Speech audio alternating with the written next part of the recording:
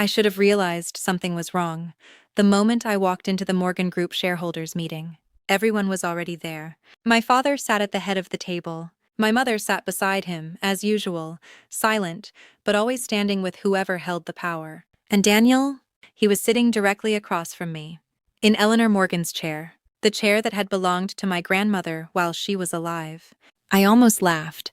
A man who had never built a single thing on his own was now sitting in the seat of the woman who built the entire Morgan Group. As I pulled out my chair and sat down, no one looked at me like the rightful heir. They looked at me like a problem that needed to be handled. The company lawyer was the first to stand. He slid a stack of documents across the table toward me.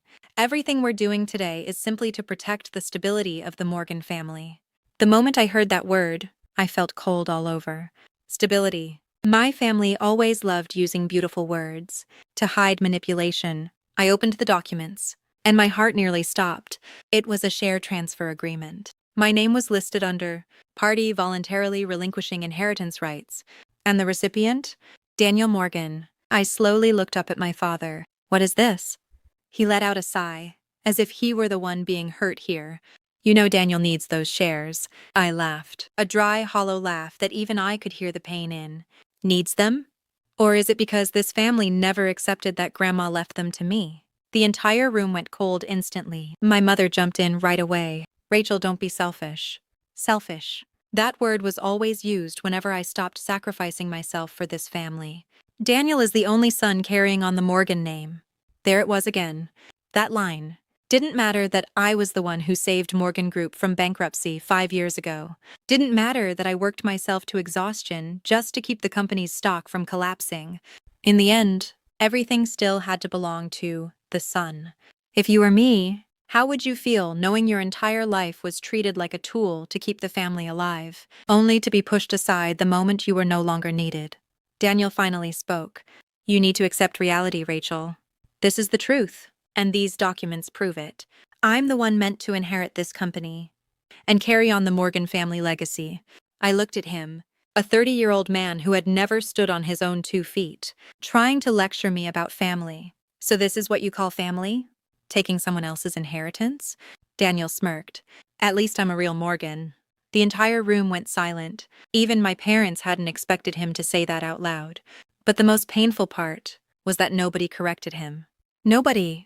And in that moment, I realized I had never truly been a daughter in this family. I was just someone they kept around, to sacrifice whenever necessary. The meeting continued without shouting, without arguments, without anyone slamming their fists on the table like they expected me to. And that was exactly what made them lower their guard. I slowly closed the folder and gave a small nod. I'll think about it. My mother immediately let out a relieved breath. My father finally softened his tone. That's the mature thing to do. I almost laughed right there. Mature.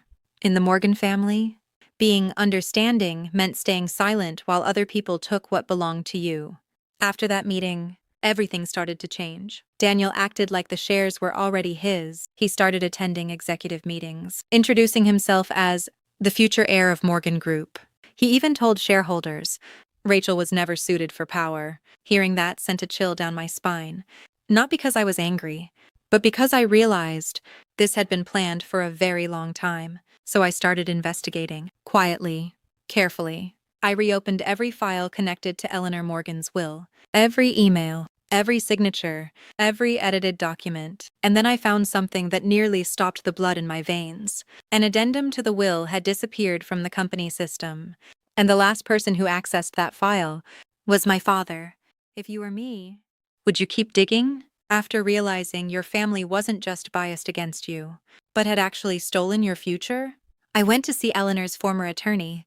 He had been retired for years, but the moment he heard my name, he fell silent for a long time. Then he said something I will never forget. So, you finally started asking the right questions. My heartbeat slowed. He pulled out an old document box. Inside was the original copy of Eleanor Morgan's will, untouched, unedited, unhidden. And on the final page, I saw my name. Every single share Eleanor left behind belonged to Rachel Morgan, not Daniel, not my father, me. I went completely numb. For years, They hadn't just treated me like the family ATM, they had stolen the very thing that was always mine.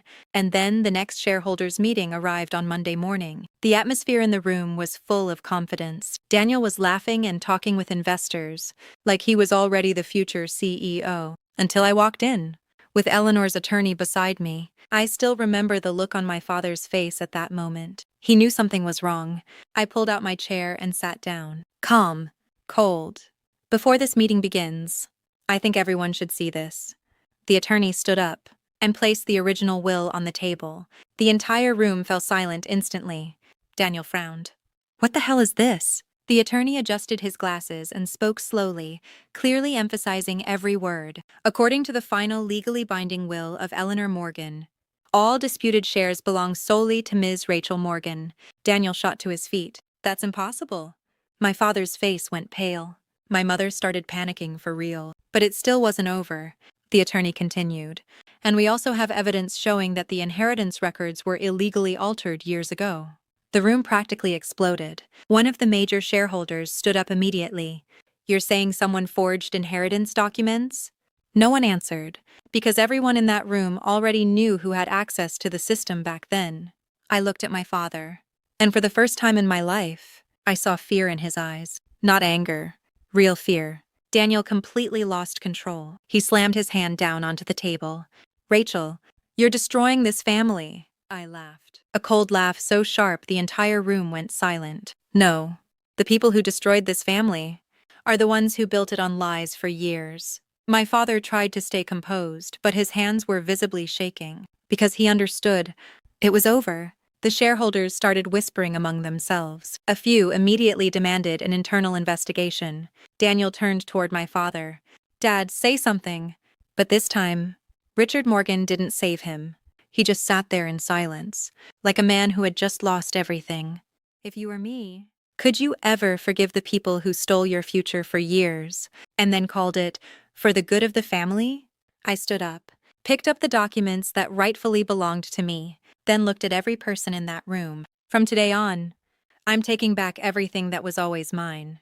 No one stopped me. No one had the right to ask me to sacrifice myself ever again. As I walked out of the boardroom, I heard Daniel shouting behind me, "You can't do this to your family."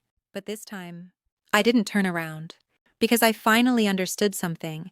A real family doesn't keep taking pieces of you away and call it love.